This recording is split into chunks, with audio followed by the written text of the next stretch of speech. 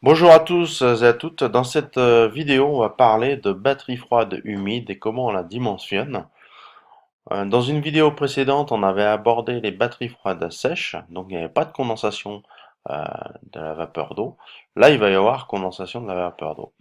On va voir comment ça se trace au niveau du diagramme de l'air humide. Dans un premier temps, je vais dessiner ma batterie, donc elle ressemble aux autres, hein, c'est un peu la même chose, avec une température d'entrée de 30 degrés. Une humidité relative pardon, de 50% et une température de sortie, on va mettre 15 degrés. Hop, 15 degrés.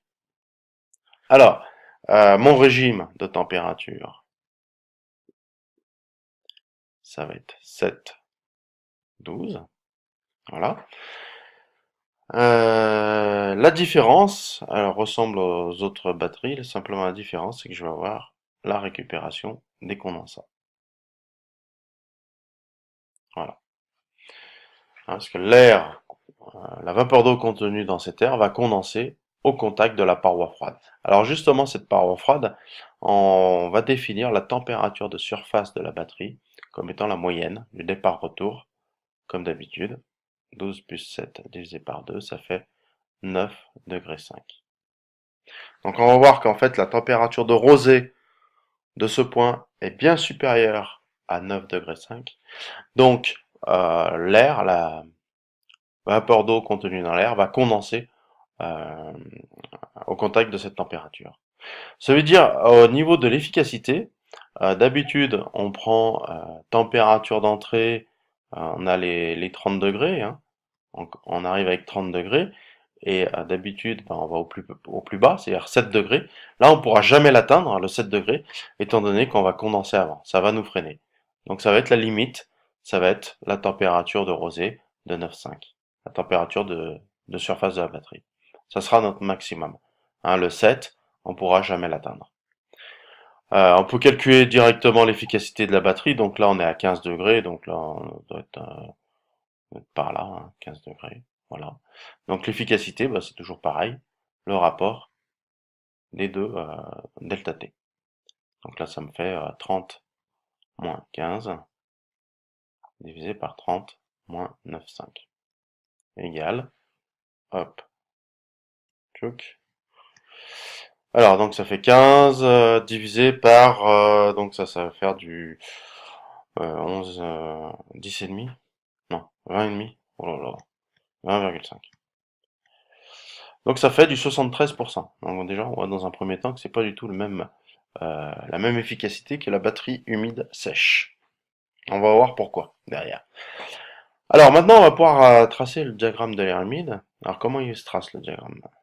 À droite de refroidissement. Alors on va partir de 30 degrés. 30 degrés, il est là. 50%. Ici. Voilà, mon point de départ, mon point d'entrée de la batterie, il est là. Donc là, c'est quand j'ai un refroidissement sec, mais comme il est plus sec, je vais avoir condensation. Et ma limite, ça va être les 9,5 degrés, la température de saturation. Hein, température de surface de la batterie. Donc voilà ma droite de refroidissement. Et en sortie, eh ben, je suis à 15 degrés. À 15 degrés, c'est-à-dire que ma température de sortie est là. Alors, comment je vais faire disparaître ça? Zut. Évidemment, ça va pas fonctionner comme je veux. Alors, le 15 degrés, et ici, comment je vais le dessiner?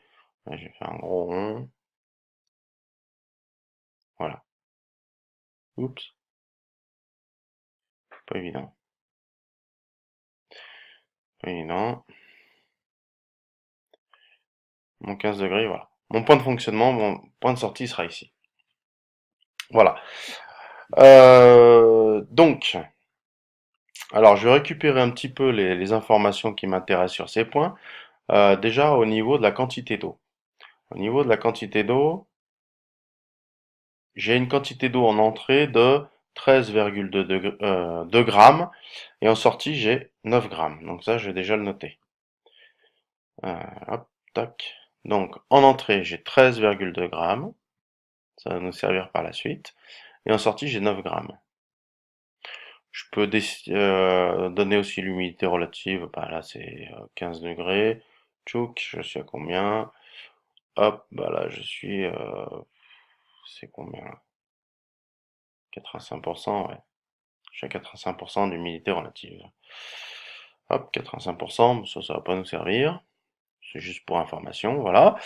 Qu'est-ce qui va nous servir? Donc, ah oui, le volume spécifique, parce que là je vais souffler, donc moi il me faut mon volume spécifique en sortie. Mon volume spécifique en sortie, il est de, hop, 0,828. Hein, 0,828, alors on va mettre ça. Volume massique, donc 0,828 kilo par mètre cube. Mètre cube par kilo. Qu'est-ce que je dis moi? C'est pas une masse volumique, c'est un volume massique. Donc mètre cube par kilo. Voilà. Alors je peux calculer mon débit massique. Alors j'ai toujours mon débit volumique, hop, 10 000 mètres cubes heure. Hein, je prends toujours la même CTA. Donc je peux en déduire mon débit massique, QM, qui est égal à 10 000. C'est toujours la même formule, hein, divisé par 3600 et fois 0,828 égale, hop, calculatrice, alors 10 000 divisé par 3600, oups, j'en ai mis un peu trop là, et divisé par 0,828 égale 3,35 kg par seconde. Voilà mon débit massique. Alors, pour le calcul de la puissance de la batterie, étant donné qu'il y a une condensation, je ne peux plus prendre la formule que j'utilisais avant, c'est-à-dire je prenais le débit massique fois le delta T. Alors à ce sujet, je tiens à préciser que il faut multiplier par la capacité thermique de l'air, hein, mais la capacité thermique, alors je l'ai pas fait dans les vidéos précédentes et je m'en excuse.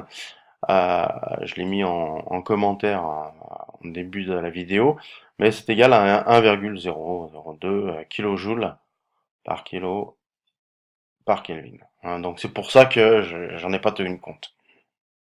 Ah, mais normalement, il faudrait en tenir compte. Voilà. Donc je peux plus utiliser ça parce que j'ai ma droite qui est comme ça. Hein.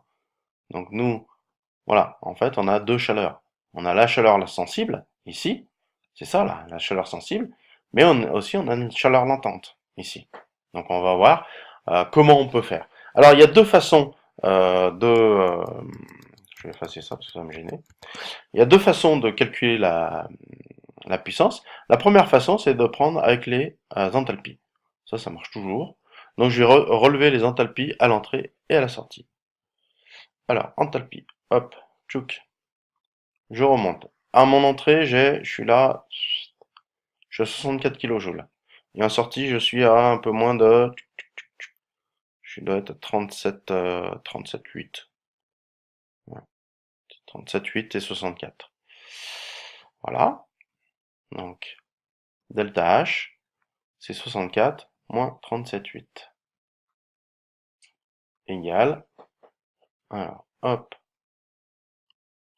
64 moins 37,8, 26,2 kJ. Hop, ensuite je multiplie ça par 3,35, mon débit massique, et ça me donne fois 3,35, 88 kW. Voilà la puissance de la batterie, 88 kW. Ça, c'est une première méthode pour calculer. Elle mérite d'être simple parce qu'on fait la différence des enthalpies. On va voir une deuxième méthode. C'est toujours intéressant d'avoir une deuxième méthode. Donc on va utiliser le calcul de la puissance sensible et la puissance latente. Alors la puissance sensible, puissance sensible est égale, et ben c'est celle-là, c'est cette formule-là. Voilà. Donc je prendrai toujours 1 pour la capacité thermique de l'air. Donc c'est toujours 3,35 fois le delta T. Le delta T, c'est température de sortie moins température d'entrée. Donc ça me fait 30 moins 15. Voilà, donc on va faire le calcul. Donc 3,35 fois 15. Hein. Donc ça me fait 50, environ 50 kW. Donc j'ai 50 kW. Et la deuxième puissance, c'est la puissance latente due à la condensation de l'eau. Puissance latente. Parce que en condensant, l'eau a absorbé de l'énergie dans l'air. Donc c'est la meilleure façon. Hein, enfin, c'est assez efficace, on va le voir. Donc la puissance latente, qu'est-ce que c'est? C'est je prends la chaleur massique, enfin pas la chaleur massique, pardon, la chaleur latente de la vaporisation, 2501 kJ par kilogramme, donc c'est 2500 fois plus, hein, quasiment que l'air, fois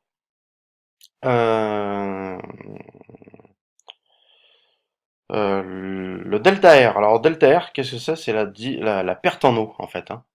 Voilà, de 13,2 grammes à 9 grammes. Et fois, toujours, le débit massique. Donc ça me fait 2501. On va mettre 2,5 pour avoir en kilowatts direct. Donc là, je pars de 3,2 à 9, donc ça me fait 4,2 grammes. 4,2 grammes, fois 3,35 kg par kilo. Donc là, on devrait trouver la différence, c'est-à-dire 38 kg, normalement. À peu près. Alors 2,5 fois 4,2 fois 3,35. 35,1, hein, 35 kg.